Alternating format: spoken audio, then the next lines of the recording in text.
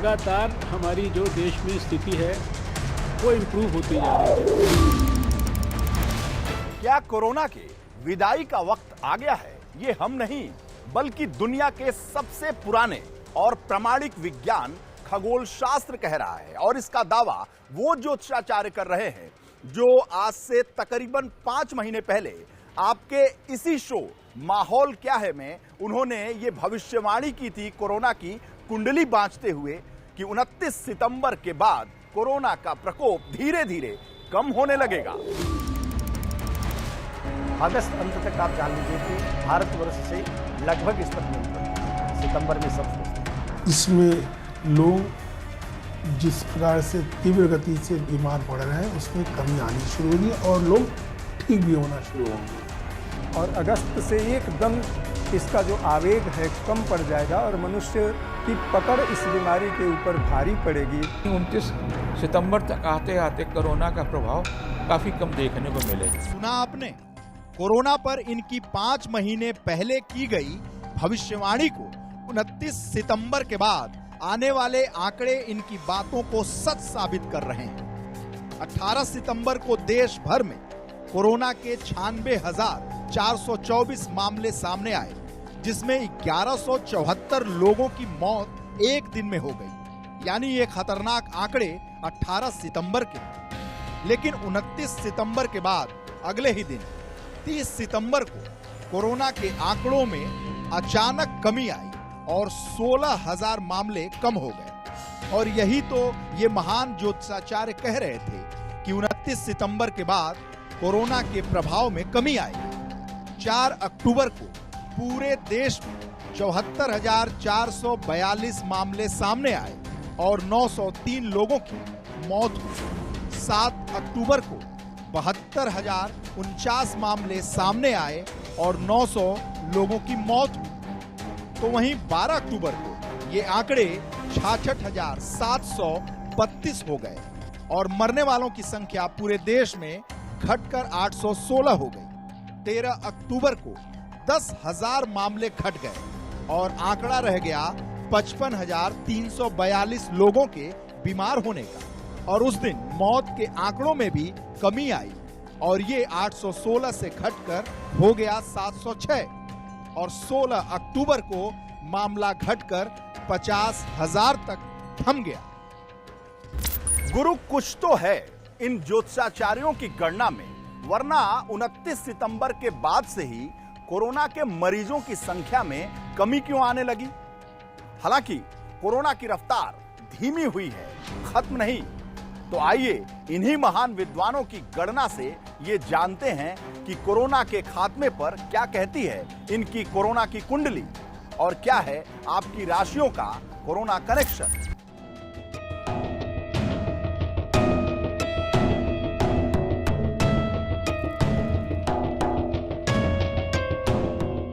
तो शुरुआत ज्योतिष विद्या के सबसे बड़े केंद्र काशी से करते हैं, और वो भी उनसे जिन्होंने चंद्रशेखर को 10 साल पहले ही बता दिया था कि आप प्रधानमंत्री तो बनोगे, लेकिन केवल 4 महीने के लिए। तो वहीं 2007 में ही गुजरात के तत्कालीन मुख्यमंत्री नरेंद्र मोदी से मिलकर उन्होंने भविष्य का प्रधानमंत्री बनने की बात उन्हें बता दी थी। और जिस सीएम की कुर्सी का सपना योगी आदित्यनाथ ने भी नहीं देखा था, उसको पंडित कामेश्वर उपाध्याय ने खजुराहो के एक होटल में 1 साल पहले ही योगी को यूपी का सीएम बनने की भविष्यवाणी कर दी। और अगस्त से एकदम इसका जो आवेग है कम पड़ जाएगा और मनुष्य की पकड़ इस बीमारी के ऊपर भारी पड़ेगी। सृष्टि में जो भी भारी घटना घटित होती है उनके पीछे ग्रह योगों का सबसे अधिक महत्वपूर्ण योगदान होता है। 1 नवंबर 2019 से लेकर के और सितंबर 2020 के बीच का जो कालखंड है, यह कालखंड संपूर्ण विश्व के लिए बहुत ही अशुभ कालखंड था और मनुष्य के सौभाग्य से यह अशुभ कालखंड बीत गया। इस कालखंड में विश्व युद्ध की पूरी संभावना बनी हुई थी। युद्ध के बादल आकाश पर निरंतर मंडरा रहे थे, लेकिन युद्ध टलता चला गया और टल गया। देखिए, कोरोना अब ख़त्म हो जाएगा, क्योंकि यह आकर के इसके वायरस ऐसी स्थिति में फंस जाएंगे जहां ये उत्पन्न होंगे और स्वतः मर जाएंगे। और हम लोगों के तंत्र ग्रंथों में दिया हुआ है कि ग्रहयोग जब शुभ होता है तो इस तरह के रोगाणु विषाणु अब स्वतः मर जाते हैं, और ग्रहयोग जब बहुत अशुभ होता है तो करोड़ों करोड़ की संख्या में इस तरह के विषाणु रोगाणु वायरस उत्पन्न होने लगते हैं। तो जो ग्रहयोग इतना खराब था, कालसर्प योग था, उधर राहु सूर्य युति हुई, और मंगल की स्थिति बहुत खराब थी। लगातार हमने देखा कि राहु और मंगल ने संपूर्ण पृथ्वी को आक्रांत करके रखा। इधर जो ग्रहों में परिवर्तन हुआ है, उस परिवर्तन के कारण, राहु के परिवर्तन के कारण और युतियों के भंग होने के कारण जो शुभत्व आया है, इस शुभत्व के कारण ये सारा का सारा शुभ परिवर्तन दिखाई दे रहा है। और 2021 के मार्च के आगे तो समझ लीजिए कि जैसे लग रहा है कि पृथ्वी पर और ज़्यादा वैज्ञानिक उत्कर्ष होगा। उपद्रव तभी होता है जब सूर्य, मंगल, बृहस्पति राहु से पीड़ित हों या शनि से पीड़ित हों, या इनका षष्टक योग लगे या द्वादश दुर्योग लगे, और कालसर्प योग के भीतर युतियां अशुभ हो जाएं या षष्टक योग बने। तो ये सारी स्थितियां इतनी ज़्यादा नुकसानदेह थीं, और हर एक 1-2 महीने पर सूर्य के परिवर्तन के साथ परिस्थितियों में परिवर्तन हो जा रहा था। इस 8 महीने के अंतराल के भीतर में 2-2 ग्रहणों का, सूर्य ग्रहणों का लग जाना, ये भारतीय ज्योतिष के अनुसार अत्यंत विषम कालखंड था जिसे मनुष्य ने पार किया है। अब कोरोना में इतनी क्षमता नहीं रह गई है उसके विषाणु में कि वह किसी एक स्वस्थ व्यक्ति को मार दे। वह अन्य विषाणुओं से मिल करके, अन्य इन्फेक्शन के साथ मिल करके किसी को मार तो सकता है, लेकिन स्वतः अब अपने बल से वह नहीं मार पाएगा। लेकिन संपूर्ण पृथ्वी एक साथ आक्रांत हो जाए, ऐसा उदाहरण कभी कभी मिलता है। महाभारत के बाद 21वीं शताब्दी यानी 2020 एक कालखंड एक ऐसा उदाहरण है जिसमें पृथ्वी के चप्पे चप्पे पर लोगों की मृत्यु हुई है। कोरोना के भय ने पृथ्वी के अशेष भाग को ग्रस्त किया है। जब प्लेग फैलता था तो एक खास खंड में, भूखंड में फैलता था। 200, 300, 500 किलोमीटर के लोग मरते थे, भाग करके जंगलों में चले जाते थे। लेकिन एक बात सिद्ध हो गई कि विज्ञान की गति जितनी तेज बढ़ेगी, उतनी ही तेज या उससे ज़्यादा तेज गति मृत्यु की बढ़ेगी, क्योंकि विज्ञान मृत्यु को नहीं जीत सकता और मृत्यु विज्ञान से पराजित नहीं हो सकती। इसीलिए दोनों की गति में सापेक्ष हमेशा संबंध बना रहेगा। आप ये समझ लें कि 17 नवंबर से लेकर के और 16 दिसंबर के बीच का जो कालखंड होता है, जिसमें शादी विवाह पुनः शुरू होता है और देव जागरण होता है, तुलसी विवाह आदि होता है, तो ये 1 महीने का जो कालखंड है, इसमें विशेष रूप से भारतवर्ष का जो दक्षिणी हिस्सा है उसमें कोरोना फैल सकता है, और थोड़ा सा वो जो जम्मू कश्मीर आदि से पकड़े हुए लेह लद्दाख का जो हिस्सा है, ये थोड़ा तनावग्रस्त रहेगा, चाहे वह बीमारी के कारण तनावग्रस्त रहे या सैन्य चहल पहल के कारण तनावग्रस्त रहे।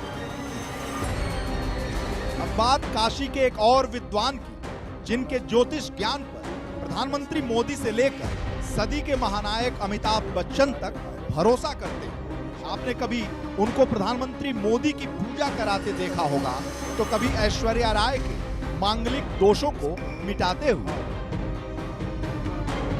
इसमें लोग जिस प्रकार से तीव्र गति से बीमार पड़ रहे हैं, उसमें कमी आनी शुरू होगी और लोग ठीक भी होना शुरू होंगे। देखिए, मैं एक चीज़ बताना चाहता हूं कि कोई भी वायरस कभी ख़त्म नहीं होता है।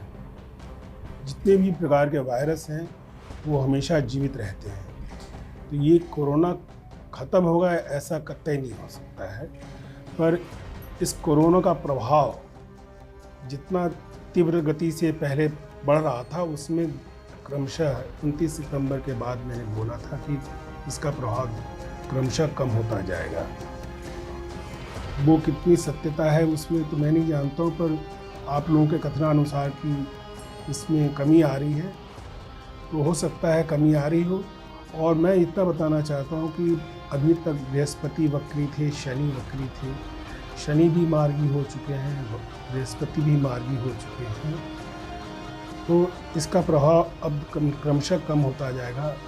मुख्य रूप से मैं ये बताना चाहता हूँ कि 17 दिसंबर से लेकर के और जनवरी के भीतर में इसका कोई ना कोई वैक्सीन निश्चित रूप से हमारे देश में आ जाएगा और इससे काफ़ी हद तक राहत लोगों को मिलनी शुरू हो जाएगी। और इसकी कोई अच्छी दवा भी हमारे ख्याल से इस दरमियान में आनी चाहिए। इस 17 दिसंबर से लेकर जनवरी के मध्य में कोई ना कोई अच्छी दवा भी इसकी आ जाएगी जो कि इस कोरोना के प्रभाव को कम कर देगी। 3 ग्रहों की स्थिति में बदलाव आया। एक बृहस्पति मार्गी हुआ, दूसरा शनि भी मार्गी हुआ, तीसरा राहु ने अपना मिथुन राशि से परिवर्तन करके वृष राशि में राहु आया। तो इन तीनों का प्रभाव जो था मिल करके कोरोना के प्रभाव को बहुत अधिक बढ़ा चुका था। अब ये तीनों स्थितियाँ जो है, 3 ग्रह जो है हमारे मुख्य रूप से शनि और राहु, 2 ग्रह ऐसे हैं जो कि शनि का वक्रत्व दोष जो था वो हमारे कोरोना के प्रभाव को तेजी से बाहर आ रहा था।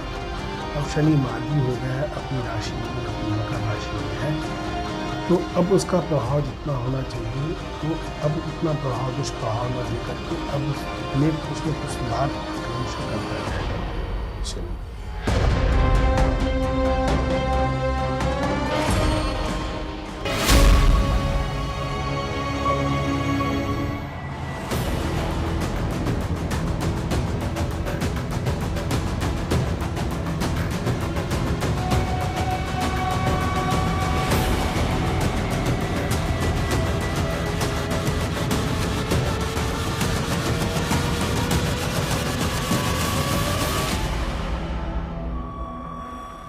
अब हम अध्यात्म की नगरी काशी से चलते हैं कारोबार की नगरी कानपुर, जिनके पास टाटा से लेकर बिरला तक, अंबानी से लेकर सिंघानिया तक अपने ग्रह नक्षत्रों की चाल से कारोबार के बही खाते को ठीक करने के लिए पहुंचते हैं। हम बात देश के बड़े ज्योतिषाचार्य पद्मेश दुबे की कर रहे हैं। 29 सितंबर तक आते आते कोरोना का प्रभाव काफ़ी कम देखने को मिलेगा। आपके चैनल पर मैंने जब भविष्यवाणी की थी कि 29 सितंबर के बाद कोरोना प्रभावहीन होगा, समाप्त तो नहीं होगा लेकिन उसका प्रभाव कम हो जाएगा, तो कई लोगों के मतभेद थे मुझसे, लेकिन ऐसा ही हुआ। उसका मूल कारण था शनि का वक्री होना। भारत की कुंडली में जो स्वतंत्र भारत है उसका भाग्येश शनि है और 3rd हाउस में है, 3रे भाव में है, और जब वही वक्री होगा भाग्य का तो तमाम प्रकार की बीमारियां, तमाम प्रकार की चीज़ें देता है। उसी समय मैंने ये बात भी कही थी कि चीन के साथ में जो हमारे संबंध हैं वो किसी तरह से भी सितंबर तक अच्छे हो ही नहीं सकते, क्योंकि वक्री शनि है और 3रा भाव जो होता है पड़ोसी का भाव होता है, और पड़ोसी का भाव जो अगर वक्री है तो उससे हमारे संबंध बहुत ही खराब रहेंगे। अब शनि मार्गी हो गया तो धीरे धीरे धीरे धीरे धीरे इसका प्रभाव खत्म होगा, लेकिन पूरी तरह से आप इसको जल्दी से जाने की बात मत कहिए। 17 जनवरी 2023 को कोरोना भारत छोड़ेगा। तब तक किसी न किसी रूप में, जैसे फ्लू है और तमाम प्रकार के डेंगू हैं, आए गए इसी प्रकार का ये रहेगा, और वैक्सीन जो है 2021 में आ जाएगी, उसका प्रभाव निश्चित रूप से पड़ेगा। कोरोना खत्म जब होगा तो शनि कुंभ में आ जाएगा अपनी मूल राशि में, यानी 17 जनवरी 2023 को आएगा और कोरोना हिंदुस्तान से विदा हो जाएगा। तब तक छुटपुट कहीं कुछ देगा, कहीं कुछ देगा, कहीं कुछ देगा। इसका रूप भी जो है कई बार बदलेगा, लेकिन वो प्रभावहीन रहेगा, ऐसा नहीं होगा जो अब तक था।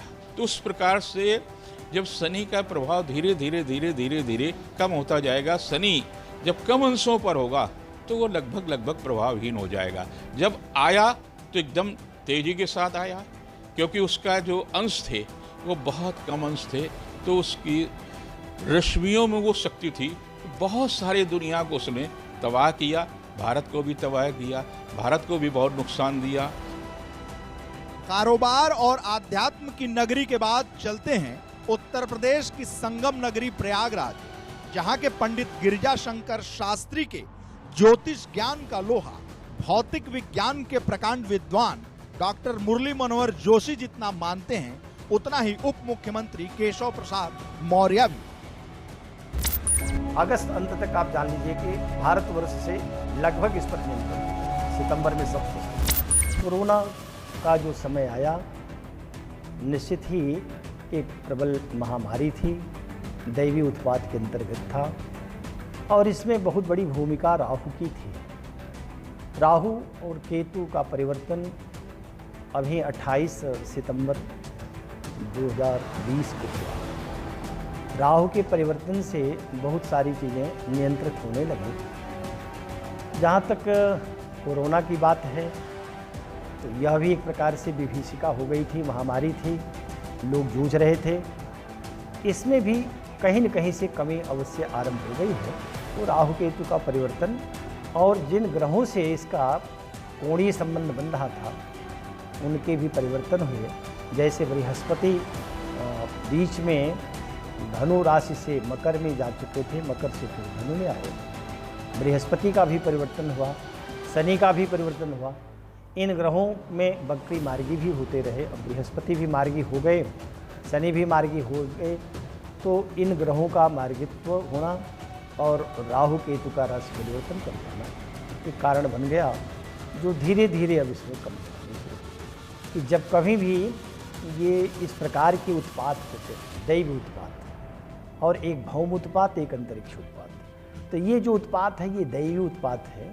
इसके लिए सभी ने कहा कि फल पाकम भवेत अष्ट, इसका फल पाक माने परिणाम, जो ये फल आ रहा है इसका कोरोना का, इसका जो परिणाम होगा भवेद अष्ट, 8 कितना मासई, 8 महीने, और फल पाकम भवेद अष्ट मासई तद वत्सरेण व, अथवा 1 वत्सर माने 1 वर्ष पर्यंत चलेगा। तो जहाँ जब ये इसका प्रकोप आया वहाँ से गणना करने पर 8 महीने अथवा 1 साल पूरा हो जाने पर दवाएं बन भी सकती, नहीं भी बन सकती हैं, लेकिन मनुष्यों की क्षमताएं इतनी बढ़ जाएंगी कि ये रोग धीरे धीरे कम हो जाएगा। वायरस हमने कहा था पहले भी, अभी भी कहता हूँ कि सर्वथा नष्ट नहीं होता, तो थोड़ा बहुत प्रभाव तो इसका जीवन पर्यंत चलता रहेगा, आने वाली पीढ़ियों में भी कभी न कभी दिखाई पड़ेगा। लेकिन जो एक बहुत बड़ा महामारी का संकट उपस्थित हो गया था उस पर अब नियंत्रण होता जाएगा, धीरे धीरे मंद होता चला जाएगा। 8 महीने के बाद लगभग स्थिति नियंत्रण में होगी, 1 वर्ष पूरा होते होते लगभग समाप्त साफ हो जाएगा। कभी कभी छिटपुट किसी को परेशानियाँ आएंगी। जैसे हम अपने यहाँ भी माने तो फरवरी में आरंभ हुआ था, किसी एक भारतवर्ष में एक केस मिला था, लेकिन मार्च मास में सक्रिय हो गया। मार्च अप्रैल से सक्रियता बढ़ती चली गई। तो अगर मार्च को हम प्रमाण मान लें तो अपना यही अक्टूबर ही 8 महीने हो जाएगा, और जब फरवरी फिर आ जाएगी तो 1 वर्ष पूरा हो जाएगा। तो भारतवर्ष के लिए तो यही कहा जाएगा कि नवंबर से, अक्टूबर के लास्ट या नवंबर से 8 महीने पूरे होते ही काफ़ी अच्छी स्थिति रहेगी, फरवरी तक स्थिति काफ़ी नियंत्रित हो जाएगी। ये बात है।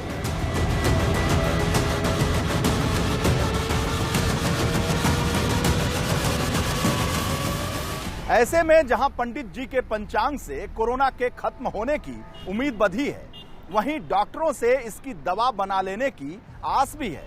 लेकिन तब तक मोदी जी के इस नारे को आत्मसात करिए, जब तक दवाई नहीं तब तक ढिलाई नहीं।